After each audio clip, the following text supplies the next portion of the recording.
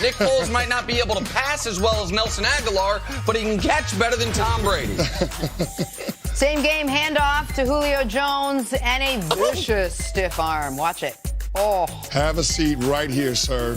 I'm just going to get this first down. I'll holler at you. Julio Jones is kind of a creative player. He's exactly that from Madden, right? Absolutely. Like, all right, I want to create the perfect wide receiver specs, and you come up with Julio Jones. Stiff arms and added bonus. Eat that. Take that one with you. Oh, I love it. Pretty good decision to trade up to get that guy. Oh, yeah. All right, finally, good Texas decision. high school football. Keith Miller takes a great one-handed touchdown. Hey now, little Odell Beckham Jr. impersonation. All right, so let me see. Oh, that's a hell of a play. Then he stands on his head for a moment. That's what you call a catch radius. The Hall of Famer Chris Carter would Is be that proud. high school football team playing in a dome? They're playing in the Dallas Cowboys practice facility. Oh. Yeah. Oh, okay. That's Man, how I things used to live in start. Texas. I wouldn't have been surprised if they passed some bond to build this high school a dome. They spend some money on some stadiums They have down there. jumbotrons at high school stadiums. Unbelievable. Kenny, we're playing a game called Take Your Pick, and today we're picking games. We start with Tom Brady, who will begin his quest to win the Patriots their 6th Super Bowl. They will take on Deshaun Watson and the Texans on Sunday. So who wins, Texans or Patriots? Kenny, take your pick. Jenna, I'm rolling with the Texans, and I don't think it's going to be a shootout like last year's Week 3 matchup. I think this is going to be a defensive battle, and the Texans are going to come out on the winning end of this thing. Just looking at that group, if everybody is healthy, they can make life a little hard for Tom Brady. And the Patriots, they don't always get out to the best of starts. 2-2 in the last 4 seasons. 2-2 starts 2 of the last 4 seasons. So, if you're going to get the Patriots, the month of September is the time to do it. So I'm rolling with the Texans. I'd be thrilled if Deshaun Watson and the Houston Texans start off 1-0, but I got to go with New England. They're 7-point favorites for a reason. They have the worst offensive line in football. I think over the course of the year, they'll figure out ways to make do. But we know Lamar Miller's not an effective runner. He can catch the ball a little bit. But when you're playing the Patriots and they know if we take away DeAndre Hopkins, what can you really do aside from throw deep to Will Fuller? I think the Pats will be able to take advantage of those situations. For those reasons, I'm going to go with the home favorite, New England. I might take the Texans plus the points, but straight to win, I'd go New England. All right, moving on to the Jaguars. Now heading to MetLife to take on the Giants. All eyes will be on the Jalen Ramsey, Odell Beckham Jr. matchup, which will be a must-watch 1 o'clock game on Fox. Shameless plug. So who wins, Jags or Giants? Nick, take your pick.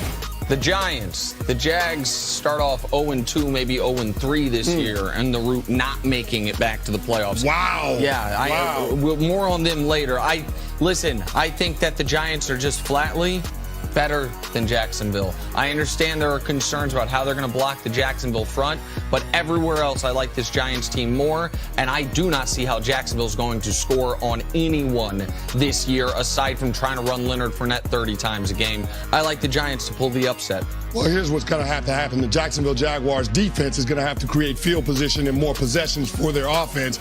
I don't trust Blake Bortles as far as I can see him. I depend on that offensive line, which they upgraded, brought in Andrew Norwell from the Carolina Panthers. They made their strength even stronger. The running game, defense, creating turnovers. This Giants team is a big question mark. We really don't know what this group has to offer. They haven't been whole the entire preseason. Be interested to see what this team looks like on Sunday. So you're going with the Jags, it sounds I'm like. going with the Jags. Yeah, okay. All right, next up, Seahawks heading into Mile High to take on the Broncos. Russell Wilson will be tested early against a tough Broncos defense, and Case Keenum will make his Denver debut. So who wins, Seahawks or Broncos? Chris, take your pick. I'm going to go with the Denver Broncos, and I'm looking at the defense. This is going to be on those guys. They played well last year, even though they didn't get the wins to show for it. But I think with Case Keenum being as that quarterback, the offensive line being much improved, I think the Denver Broncos get it done at home this weekend. Listen, I do not think Denver is equipped to win more than 5 or 6 games this year.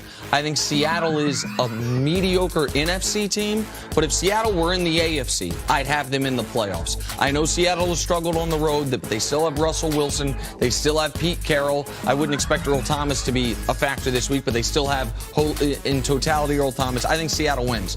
This is a line that surprised me to see Denver as a full 3-point favorite when I thought this would be more of a pick'em. I think Seattle goes on the road in a tough environment, beats up Case Keenum. He looks more like the old Case Keenum than last year's Case Keenum, and Seattle gets the win. Did we disagree on all of them? Well, I think they had us pick every game, and then they decided we were going to talk about the ones we had some disagreement on. That's my guess how this worked. Next up is the AFC West matchup. Chiefs-Chargers. Patrick Mahomes will take over the reins for Kansas City, while the Bolts will rely on Phillip Rivers in his 15th season. So who wins, Chiefs or Chargers? Nick, take your pick. Everyone's got to pump their brakes on this Charger hype. My pal Shannon Sharp has him in the Super Bowl. Everyone's already just giving him the AFC West. This team ain't won double-digit games since 2008. Like, calm down on the Los Angeles Charger hype, San Diego Charger hype. Enough. The Chiefs, on the other hand, might have the best offense in the entire NFL. And we don't know if Joey Bosa's going to play. No. Chiefs. What's Chiefs, the line? What's Chiefs. the line in this game? The line in this game is, hold on, San Diego by 3.5. Let me tell you something about that. We don't know what Pat Mahomes is, and looking at that Kansas City Chiefs defense, they can't stop a nosebleed. So I'm going to go with the quarterback, Phillip Rivers. I trust him. Skill position players, Keenan Allen, I like that. Antonio Gates is back. We'll see what happens. Antonio Gates is back. Antonio Gates is back. They lost Hunter Henry in the offseason, so they had to bring back a tight end that he trusts. Antonio Gates can be a red zone threat. He still knows how to play football. But in looking at their defense, I like that group. Derwin James, I think, is going to be a star at safety. And you got arguably the best pass rush tandem in the league. And did you say you don't know what Pat Mahomes can do? We don't know. Chuck that sucker deep, man. That's what Pat Mahomes can do. He can also throw interceptions. See the preseason game against the Falcons. I'm not worried about that. Interceptions overrated. All right. We will end with America's Game of the Week on Fox. Cowboys and Panthers. Dak Prescott's lack of weapons could hinder him in Week 1, while Cam Newton looks to start the next chapter of his career in Season 8. So who wins this?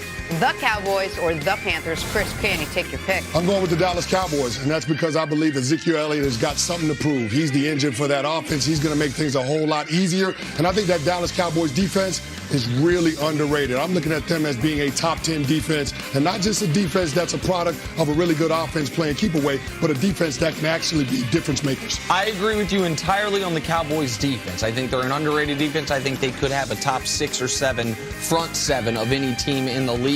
However, the way to beat Carolina this year, I believe, is through the air, vertically. Take advantage of the rookie corner they're starting. Take advantage of their safeties. I don't think Dallas can do that. I think Cam Newton is poised to have a very good year after an up-and-down year last year. And so I've got Carolina. I also think this is a game, though, that we could look back to near the end of the season. We talk about, they don't have the tiebreaker for the wild card because they these two teams, I think, will be fighting for that final wild card spot. So this could be an enormous Week 1 matchup. All right, we got a break. Much more First Things First after this. Stay with us.